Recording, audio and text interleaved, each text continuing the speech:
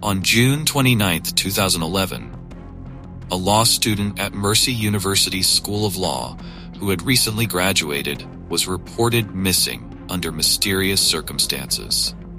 Lauren Giddings is the subject of today's video, a young woman born on April 18, 1984, in Tacoma Park, Maryland. Her parents are William and Karen Giddings. So, what happened to this young woman? Let's delve into the details of the case together in this video. If you enjoy our case presentation style, leave a comment with the number 1. If not, simply like the video. Before we dive into the main content, the Vane True Crime Cases team would like to thank you for visiting our channel. Please show your support by subscribing to our channel, giving us the motivation to continue bringing you more fascinating cases from around the world. Now, let's get to the case at hand. Caitlin Wheeler, Lauren's sister, called Ashley to ask her to check on Lauren at her apartment in the Barristers Hall complex. Earlier, upon receiving the news that Caitlin had been unable to contact Lauren, Ashley had also tried calling Lauren, but Lauren's phone was completely unreachable. Ashley Morehouse, with her boyfriend driving, went to Lauren's apartment at the Barristers Hall complex and saw her car still parked outside. They tried knocking and calling out Lauren's name repeatedly, but there was absolutely no response from inside. As Lauren's close friend, Ashley knew where Lauren kept her spare key and quickly retrieved it to unlock the apartment door and look for Lauren. However, upon entering, Ashley and her boyfriend found the apartment empty, with Lauren's books, keys, phone, laptop, and wallet still inside. But Lauren was nowhere to be found. Ashley immediately called 911 for help. The police soon arrived at Lauren Giddings' apartment. Ashley told the police that Lauren never left the apartment without those essential items.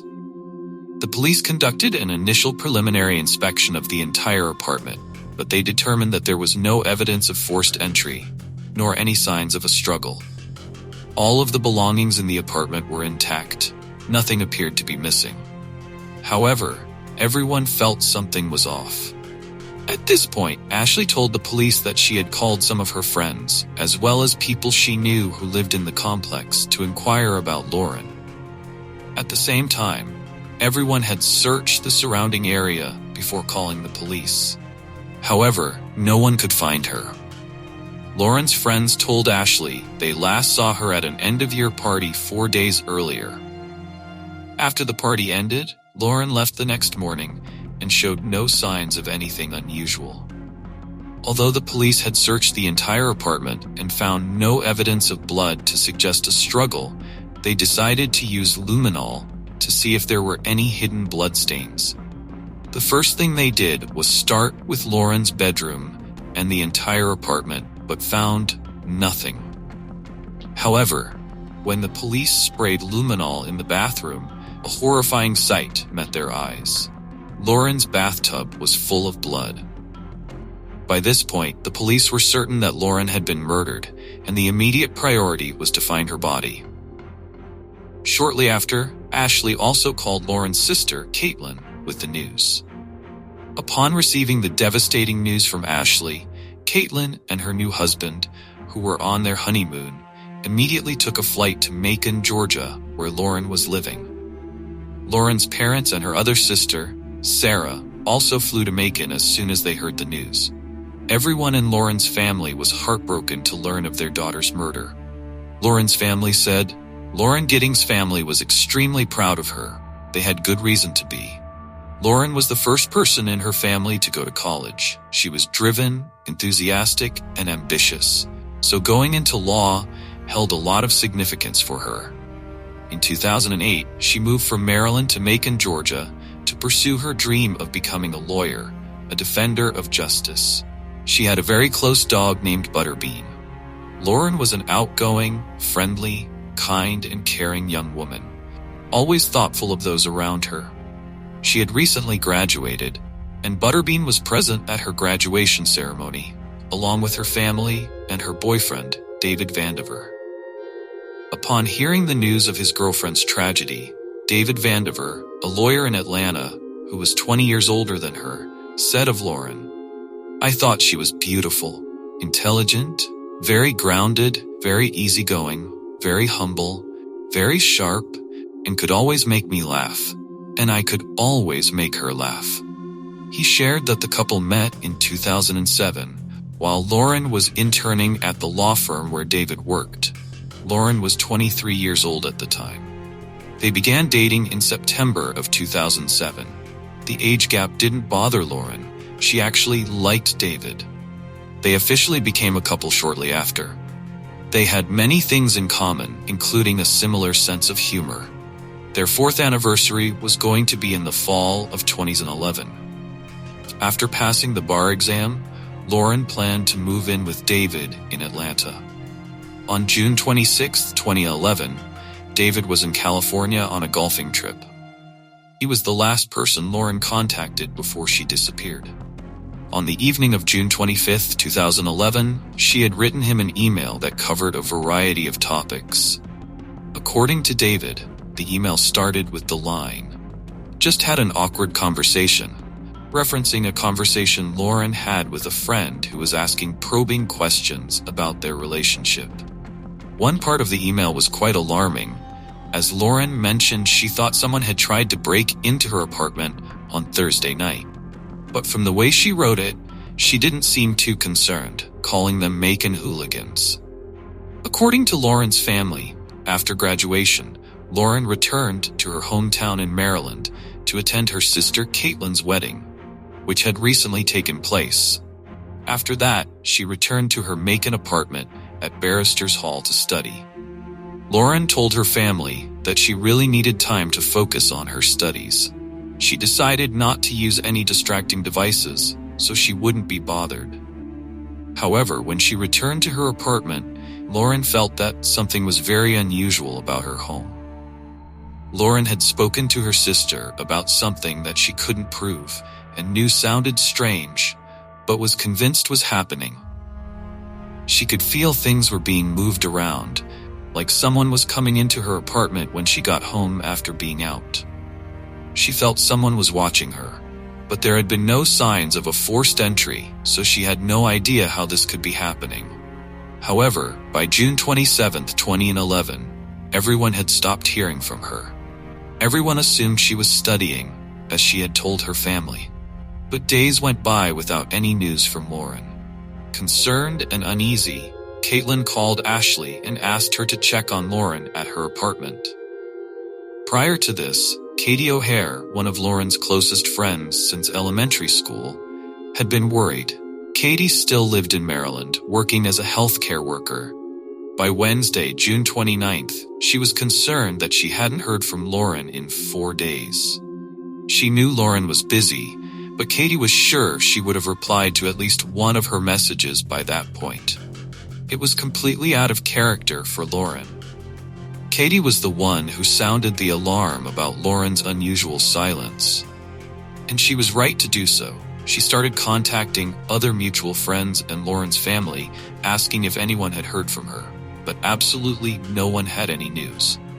Some of Lauren's friends added that on Friday night, the 24th, she and some friends had gone out for drinks and music downtown. After their night out, Lauren had stayed at a friend's house and left the next morning. After leaving her friend's house, Lauren went to the Macon Country Club to swim and relax by the pool for a while. Around 6:30 p.m., she picked up some food from a fast food restaurant and returned to her apartment. From that point on, no one heard from her. While gathering information about the victim from Lauren's loved ones and acquaintances, the police worked diligently to locate her body. On June 30th, dozens of police officers descended on Barrister's Hall, searching the area and interviewing all residents to find clues for the investigation and search for the victim's body. Police quickly cordoned off the area and began a thorough search of the surrounding area. At this time, reporters from WGXA-TV arrived to conduct interviews with residents. As the search for Lauren's body was underway, a resident named Stephen McDaniel stood nearby while the police searched the complex for clues. The TV reporter approached him and asked if he would do an interview, and he agreed. Initially, McDaniel seemed like any other local concerned about his missing neighbor. "We don't know where she is," he told the reporter behind the camera. "The only thing we can think of is that maybe she went out running and someone snatched her. One of her friends has a key, and we went inside and tried to see if anything was amiss. She had a door jamb that was sitting right by it, so there was no sign that anyone had broken in. As police were trying to search the surrounding area, they were standing near some dumpsters when a strong wind suddenly blew through, carrying a horrible, foul odor. With their professional experience, police confirmed that the smell was indeed the smell of a decomposing body. One detective said, "While we were standing there, the wind started to turn. I immediately caught a smell I was very familiar with. We all smell things in life that stink. And that smell of a body, or a decomposing body, is one of the worst things you will smell. But it has a very distinct scent." The detectives began searching through the dumpsters where the smell was coming from. The dumpsters, of course, were filled with trash. But it didn't take long for them to find the source of the smell, and it was horrifying. There, wrapped in black garbage bags and wearing only a pair of running shorts, was the torso of a woman. The detective added, "They didn't find the head, legs, or arms in any of the dumpsters. I've never seen anything like that before. Who could have done this? Because really, only a monster could do something like that. It's absolutely horrible." Thursday was garbage day, but there were numerous police vehicles at the Barristers Hall complex, as well as an RV set up as a type of command center for the search, which blocked the path of the garbage truck. If the garbage had been taken to the landfill at the scheduled time, there's a good chance that investigators would have never found the torso. If that trash had been collected, we'd still be dealing with a missing person case, Macon Police Inspector David Patterson told local media. They quickly conducted DNA testing on the torso and compared it to the blood sample obtained from using luminol in Lauren's bathroom. The results confirmed that it was indeed a part of Lauren Giddings' body. At this point, they were certain that Lauren had been murdered and dismembered in a very brutal manner. The chief medical examiner confirmed that there were no signs of sexual assault, but the cause of death could not be determined. The estimated time of her death and dismemberment was June 26th. Lauren's apartment, especially the bathroom, was now being dusted for fingerprints and the likes, but it looked like the perpetrator had done a very thorough cleanup job, and only luminol could detect anything. They had cordoned off everything outside and were trying to keep what they had found under wraps. If it was someone in the complex, they didn't want to alert them to the fact that they had just found her, in case this caused anyone to run or hide more evidence. The detectives began going through all of the residents of the complex, asking to be allowed to search their apartments. This was voluntary, and residents could say no, but they all agreed to let the police in. However, when Stephen was being interviewed, the police approached him about searching his apartment. He hesitated. The investigators told him that everyone else in the complex had allowed them in. Upon hearing this, Stephen reluctantly agreed to let them in. Once inside, detectives discovered that McDaniel had a key that could unlock all the apartments in the complex. Additionally, police found that he had a stockpile of food and energy drinks, as well as a large knife, a samurai sword, a rifle, 2 handguns, and a number of condoms. While owning any of these items wasn't illegal, it did raise a red flag for the investigators. Meanwhile, the TV interview with McDaniel was still ongoing. At about 1:40 p.m., reporters inadvertently revealed to McDaniel that the police had found part of Lauren's body in the dumpster and asked him for his opinion on this. After hearing the reporter say that a body had been found, he began to panic. "A body?" he said, with a look of clear anxiety. "I think I need to sit down." The police approached him at this point and questioned him about the key. McDaniel admitted that he had broken into 2 neighboring apartments and stolen a condom from each one. With this information, the police arrested him for burglary and took him in for further questioning. Investigators continued to search Stephen's home. They found a hacksaw, several flash drives containing disturbing images of children, and a woman's underwear. The police took the underwear to be analyzed for DNA, and to their shock, Lauren Giddings' DNA was on the underwear. While searching Stephen's laptop, they discovered a number of concerning internet searches that Stephen had conducted. Several searches specifically about Lauren. He had searched her name across the internet, accessed her Twitter account numerous times, and searched Lauren Giddings nude. There were other searches that were simply very disturbing phrases, such as molesting a sleeping girl. They also discovered that Stephen had accessed dark websites featuring cannibalism and dismemberment.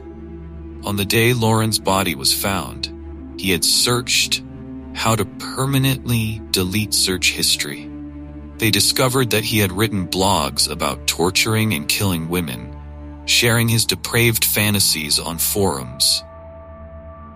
Additionally, there were a series of videos showing that he had been stalking Giddings, looking into her apartment through the window. Police theorized that he had taken a wooden pole, taped a camera to the end of it, and then held the pole up to be able to see into her rooms through her blinds.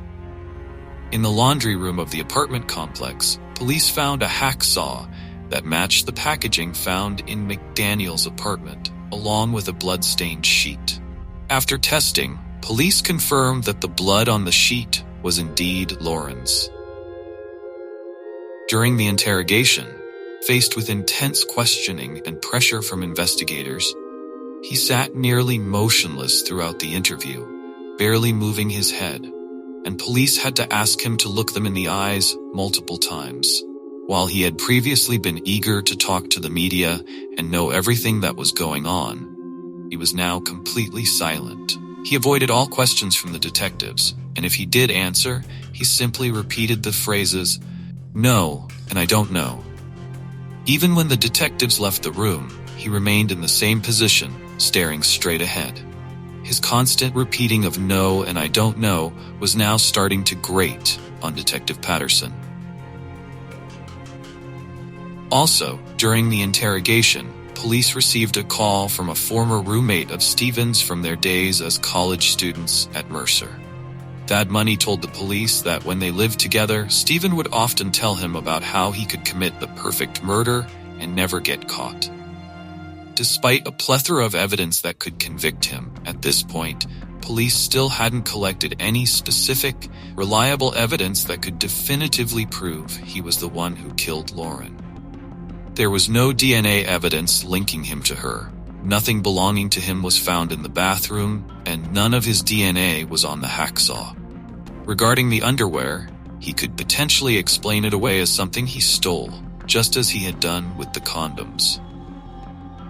They still couldn't prove a cause or time of death, but nonetheless, they were confident and ready to take him to trial. With everything they had found, on August 2nd, 2011, Stephen McDaniel was charged with the murder of Lauren Giddings. The next day, August 3rd, Stephen went to court and was arraigned for murder. However, he pleaded not guilty, denying all accusations related to the case.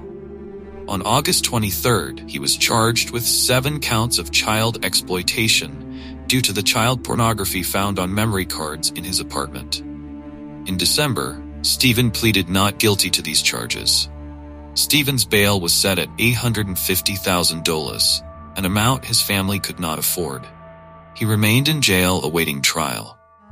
On February 21, 2013, prosecutors announced that Stephen was being spared the death penalty per Lauren's family's request to not pursue the highest punishment. They also stated that if Stephen would confess to killing Lauren, law enforcement would drop the other charges of burglary and multiple counts of child exploitation. In April 2014, just a week before his trial was due to start, Stephen McDaniel finally pleaded guilty to killing and dismembering Lauren. Stephen McDaniel was born on September 9, 1985, and grew up near Atlanta, Georgia. His childhood was unremarkable, but he was academically gifted enough to graduate from Mercer University School of Law. By 2011, both McDaniel, 25, and Giddings, 27, were living in the same apartment complex, a short distance from the school campus. At the time, Giddings was preparing for the bar exam and then beginning a promising career as a public defender. Tragically, while Giddings was preparing for her bar exam, McDaniel was preparing for her murder. Stephen's classmates said that he was very awkward to be around, very awkward, and difficult to talk to. He would ask people weird things about death, fixating on a zombie apocalypse and committing the perfect murder. He would quiz people on how they would hypothetically kill someone and cover it up. In school, Stephen was actually voted most likely to be famous. His fellow law students said he definitely thought he was the smartest person in the room, smarter than everyone, and arrogantly so. Always ready for a debate, even if he was completely wrong, he would bicker with everyone, including Lauren. Other students said he was quite happy to disagree and argue. He wasn't there to make friends, that was clear. One person said that they, along with their teachers, said he was an average student. He wasn't someone that really stood out in any way, but he sure spoke like he did. According to Stephen McDaniel's confession, at about 4:30 a.m. on June 26th, he used his master key to enter Giddings' apartment. He was wearing all black, gloves, and a mask. He watched her sleep for a while, but when he moved towards her, the creak of the bed woke her up. She saw him and screamed, "Get out!" McDaniel then jumped on top of her and began to strangle her. The two struggled and fell to the floor. He said Lauren grabbed his mask and pulled it off. When she realized it was him, she called his name and screamed at him to stop. Although she fought back fiercely, he soon strangled her to death. He dragged her body into the bathroom and placed it in the bathtub, and then he returned to his own apartment. The next night, June 27th, he returned with a hacksaw and began dismembering her. He then wrapped each part of Lauren's body in bags and disposed of her limbs in different dumpsters in the area. Stephen said he didn't sexually assault Lauren. He said, "She was wearing pink running shorts when she died, and I never removed them. They were found on her torso, just as I had left them." After killing and dismembering the victim, he cut up his mask, gloves, and shirt and flushed them down the toilet.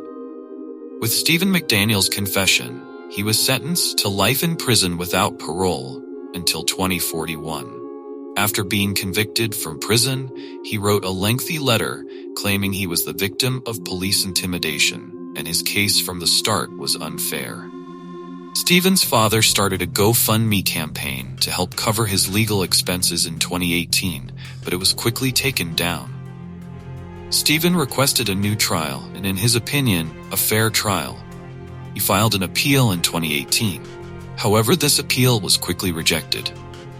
Not stopping there, in 2022, Stephen appealed once again, claiming that the prosecution had stolen documents, his rights were being violated, and his lawyers were incompetent. He requested that his conviction be overturned and that he be released from prison. However, this appeal was also rejected, as he had filed it a year past the deadline. After Lauren's death and Stephen McDaniel's sentencing, Lauren's family stated that, from the minute they started living next door in 2008, Lauren had really tried hard to be his friend and be supportive. She even stopped to introduce him to her mother, Karen, when they saw he was hurriedly walking alone around the complex. Karen met him again on the eve of their graduation. She couldn't help but think of him living next to Lauren. Karen said, "I thought it was odd that he always kept the windows and curtains closed. You never saw him." Caitlin was shocked and heartbroken that Stephen was the one who murdered her beautiful sister Lauren. Caitlin said, It seemed like she might have been one of the people who was actually nice to him and gave him some attention, even though he might have been a loner. Caitlin explained, "There's no story here about telling your kids to lock their car when they get in or don't go to this side of town. You know that there's no, she shouldn't have done this and it wouldn't have happened, because you should always be nice to people. You should always be nice to your neighbors. Just because someone looks different doesn't mean they are. But in this case, he just was." Caitlin named her daughter Lauren in memory of her sister. They still celebrate her birthday, organize annual runs and softball tournaments, and continue to celebrate Pink Wednesdays. The Giddings family established the Lauren Teresa Giddings Scholarship to help students who have excelled academically but are struggling with college tuition. The scholarship is open to first-generation college students, like Lauren, and students who hope to pursue careers in law or special education. Every year since Lauren's passing, Agnes Scott College has hosted the Lauren Giddings Memorial Walk and Softball Tournament. All proceeds go to the scholarship fund. In 2017, they reached their goal of $25,000, the amount they need to secure the scholarship fund for years to come. And that brings our verdict to a temporary close today. Stephen McDaniel is currently incarcerated at Hancock State Prison in Sparta, Georgia. What are your thoughts on today's case? In this verdict, credit should be given to Lauren's close friends, whose suspicions helped her family uncover the truth of the situation quickly. If the police had not been called to the scene when they were, garbage services would have emptied the dumpster where Giddings' body was, and the case may have gone cold. And currently, the rest of Lauren's remains are still missing and unaccounted for. Leave your thoughts in the comments below so we can discuss further. Before you leave, please like the video, subscribe to the Vane True Crime Cases channel to watch more fascinating cases. Thank you, and we'll see you in the next video.